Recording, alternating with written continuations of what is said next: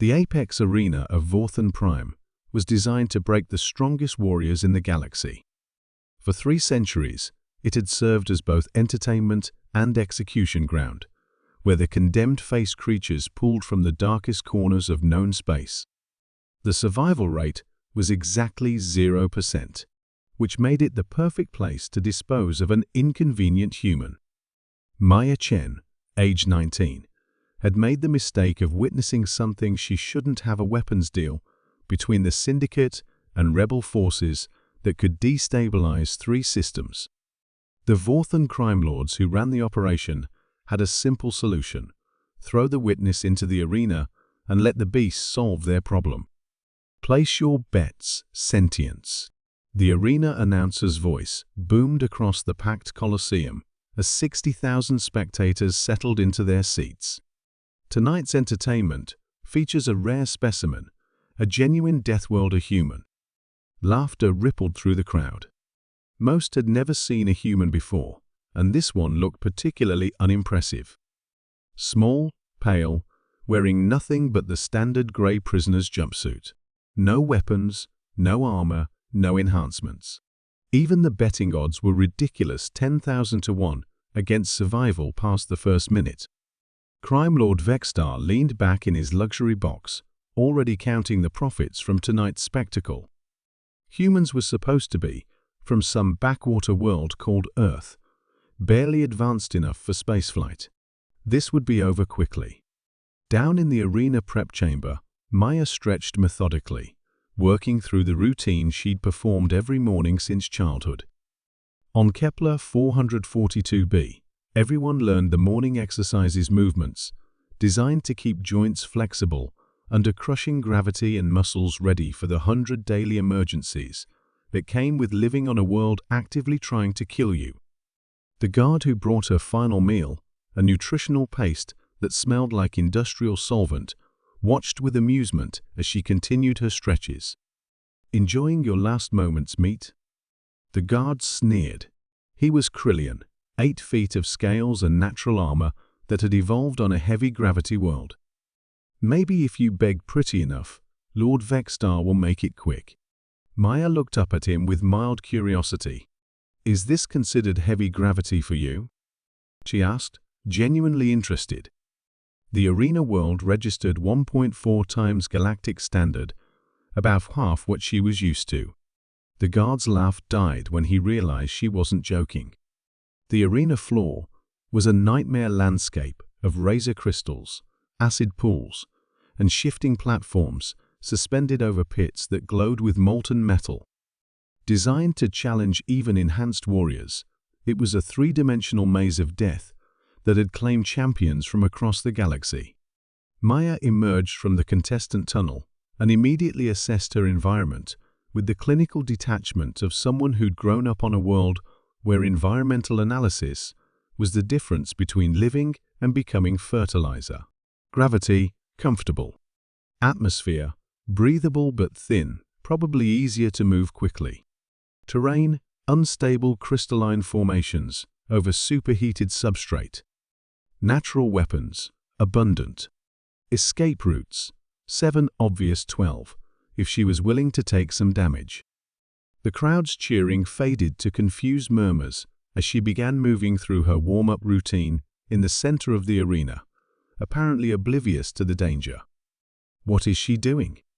Vexstar demanded from his box. His lieutenant, a scarred veteran named Gorthak, consulted his datapad. "It appears to be calisthenics, my lord." "Release the Shadow Mole," Vexstar ordered. "End this farce." The Shadow Mole was a creature from the dark side of Tython V, II 12 feet of muscle, claws, and predatory intelligence. It had killed 47 arena champions, including a Centurion battle mech pilot who'd survived the siege of 3 worlds. It emerged from its holding pen with a roar that shattered several of the arena's crystal formations, then locked onto Maya with the focused intensity of a perfect predator. Maya finished her stretches and looked up at the approaching nightmare with the same expression she might use to evaluate weather patterns. The Shadow Maw charged. What happened next would be analyzed by combat experts for decades. Instead of running what any sane being would do, Maya stepped forward to meet the charge. At the last second, she dropped low and rolled, not away from the creature, but directly underneath it, coming up behind its rear legs. Before the Shadowmar could react, her hands closed around its hind ankle. What followed defied physics as understood by most of the galaxy. Maya planted her feet, twisted her hips, and threw the 1,200-pound apex predator across the arena like it was a training weight. The Shadowmar hit the far wall with enough force to crack the reinforced barriers.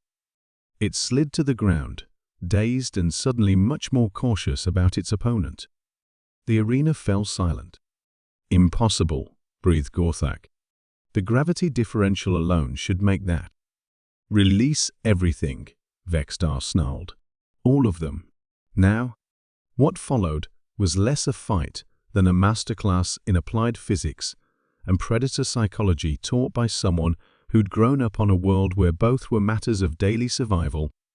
The venomous stalkers from Rigel Prime creatures, whose neurotoxins could drop a battlecruiser's crew, found their target moving too fast to track, always exactly where they hadn't expected.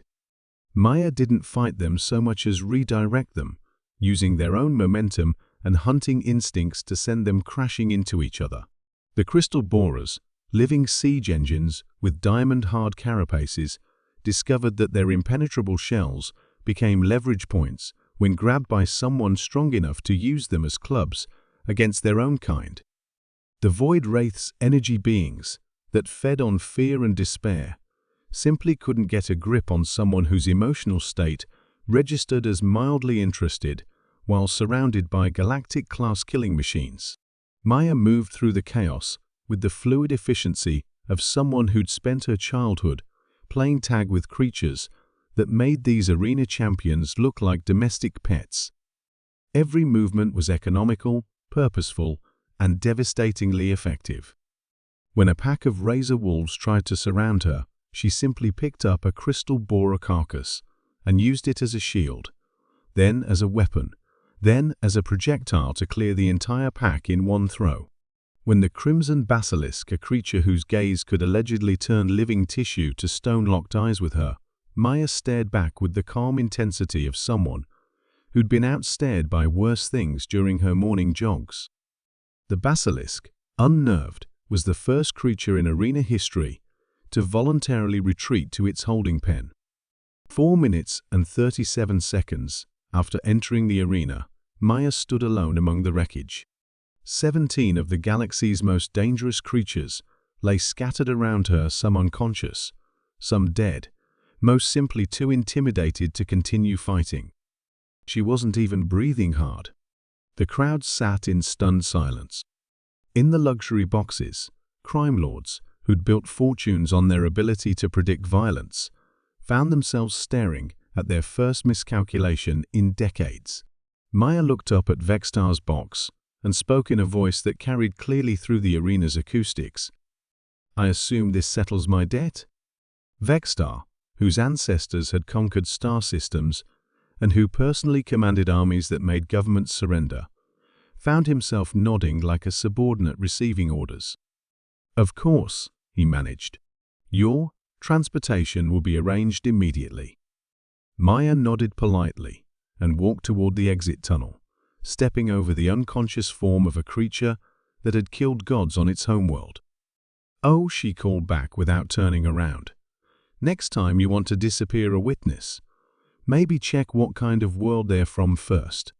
Some of us consider this recreational. The aftermath of Maya Chen's 5-minute reign over the Apex Arena rippled through the galactic underworld like a shockwave. The footage initially recorded for entertainment became required viewing for anyone dealing with humans or their colonies. Betting houses across the galaxy revised their odds tables. Human involvement became a new category that required separate calculations. The phrase "Deathworld native" entered criminal vernacular as shorthand for approach with extreme caution.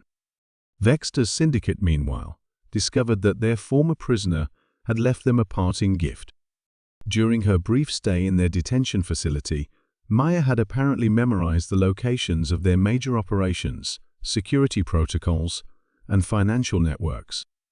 Anonymous tips began reaching law enforcement agencies across 3 systems. When asked later how she'd gathered so much intelligence in such a short time, Maya's response was characteristically direct. "You pick things up when you're bored." Besides, their security was designed to stop normal people, not someone who grew up playing hide-and-seek with things that hunt by telepathy.